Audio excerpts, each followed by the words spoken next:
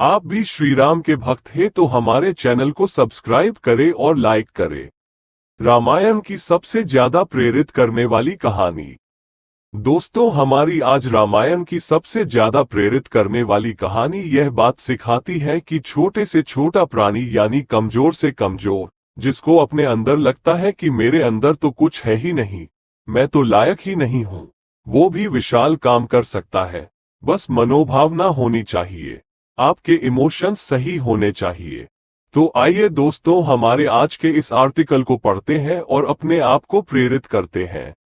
दोस्तों, यह कहानी रामायण की है। यह कहानी उस समय की है जब प्रभु श्री राम ने अपना लंका विजय अभियान शुरू किया था। वह लंका पर विजय पाने के लिए उस अभियान को छेड़ चुके थे। साथ में उनके विशाल वानर सेना थी और उनके छोटे भाई लक्ष्मण भी उनके संग ही थे और पूरी उम्मीद थी कि विजय प्राप्त की जाए। लेकिन सबसे बड़ी समस्या यह आ रही थी कि उस विशाल समुद्र को पार कैसे किया जाए, लंका तक कैसे पहुंचा जाए।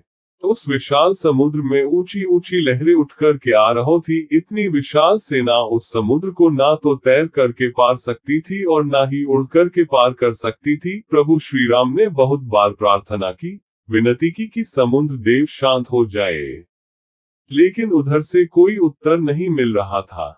प्रभु श्री राम को क्रोध आ गया और उन्होंने अपना दिव्य अस्त्र ब्रह्मास्त्र निकाला और चलाने के तैयारी में थे कि तभी अचानक से श्री राम जी के सामने समुद्र देव प्रकट हुए। क्षमा याचना मांगने लगे, माफी मांगने लगे कि प्रलय से पहले प्रलय नहीं लाइए प्रभु श्री राम, बाकी आपकी इच्छा है। आप मुझे मेरी मर्यादा बनाए रखने के लिए मुझे माफ कीजिए। अगर आप मुझे माफ नहीं करेंगे तो सब कुछ खत्म हो जाएगा, जल का जो रूप है वो खत्म हो जाएगा, ऐसा मत कीजिए।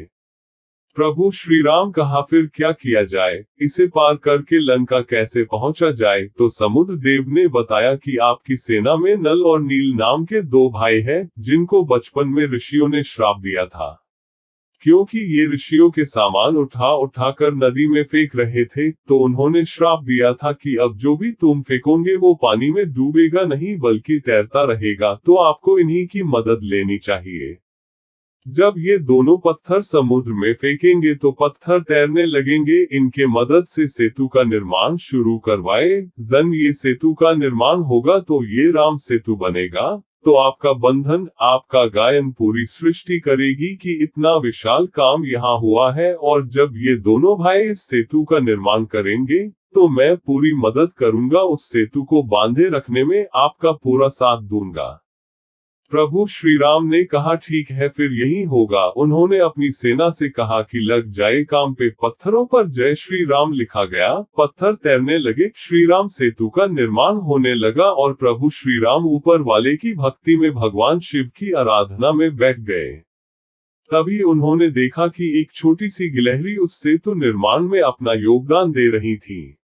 पता नहीं क्या कर रही थी, बार बार समुद्र के किनारे आती और फिर वापस जाती उन पत्थरों के बीच में और फिर वापस आती। उन्हें कुछ तो लगा कि यह गिलहरी कुछ ना कुछ करने की कोशिश कर रही है। श्री राम जी ने हनुमान जी से कहा कि उस गिलहरी को पकड़कर मेरे पास लाओ। हनुमान जी गए और उस गिलहरी को पकड़ करके लाए। प्रभु श्री राम ने उनसे पूछा कि आप ये क्या कर रही हैं? यहाँ इतने बड़े सेतु का निर्माण हो रहा है, आप कहाँ बीच में परेशान हो रही हैं? उस गिलहरी ने प्रभु श्री राम से कहा कि भगवान माफ कीजिएगा, लेकिन आज आपने धर्म के लिए युद्ध छेड़ा है। आपने नारी सम्मान के लिए, नारी रक्षा के लिए, माता सीता की रक्षा के लिए, उनके गौरव की गरिमा के लिए, उसकी रक्षा के लिए, सम्मान के लिए जो युद्ध छेड़ा है, उसमें मैं भी अपना योगदान देना चाहती हूँ। मैं यहाँ किनारे से कुछ मिट्टी, कुछ रेत अपने साथ ले जाती हूँ और वहां जाकर के पत्थरों के बीच में छोड़ देती हूँ, ताकि जब आप पत्थर पे चले तो ये पत्थर आपको ना चुभे। मैं इतनी बड़ी तो नहीं हूँ कि पत्थर वहां पहुंचा दूं, इसलिए मिट्टी पहुंचाने का काम कर रही हूँ। प्रभु श्री राम बहुत खुश हुए। उन्होंने पूछा कि आपको डर नहीं लग रहा है? यहाँ इतनी विशाल सेना, कहीं किसी के पैर के नीचे आप दब गई तो आपकी मौत हो जाएगी। गिलहरी ने कहा कि इतने बड़े युद्ध में अगर मेरी मौत भी हो जाए, आप माता सीता की गरिमा की रक्षा के लिए, उनके गौरव की रक्षा के लिए इतना विशाल युद्ध छेड़ चुके हैं, धर्म की रक्षा के लिए। अगर इसमें मेरी जान भी चली जाए तो कोई बात नहीं, मेरे लिए यह सम्मान की बात होगी, गौरव की बात होगी। उस नन्ही गिलहरी ने इतनी बड़ी बड़ी बातें की तो प्रभु श्री राम गदगद हो गए और उन्होंने उस गिलहरी की पीठ पर अपनी उंगलियों को फेर दिया। कहा जाता है कि गिलहरी की पीठ पर वो जो निशान होते हैं, वो प्रभु श्री राम की उंगलियों के निशान है।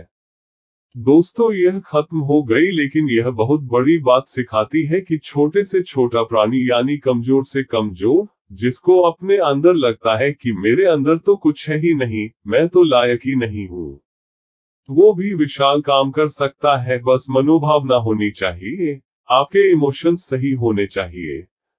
अगर आपको लगता है कि यह काम आपके लायक नहीं है तो आप अपनी ताकत का अंदाजा लगाइए। आप सब कुछ कर सकते हैं, आप चमत्कार कर सकते हैं। छोटे से छोटा व्यक्ति भी बड़े से बड़ा काम आसानी से कर सकता है।